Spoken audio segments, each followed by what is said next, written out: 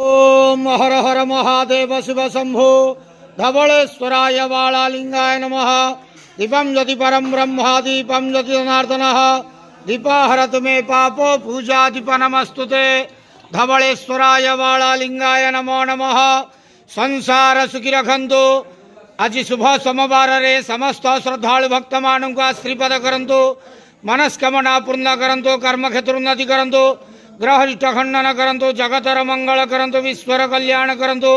आपणकर नाम विख्यात करंतु। सेवकर डाक श्रवण करंतु। समस्त गुआवसा भक्त मानकर मनस्कामना पूर्ण करंतु। जो जो भक्त माने आपण पाखरे मानसिक रखिछंती तांका मानसिक पूर्ण करंतु। धवलेश्वराय बालालिंगाय नमो नमः। संसार सुखी रखंतु आनंद केवार हरि बोलो।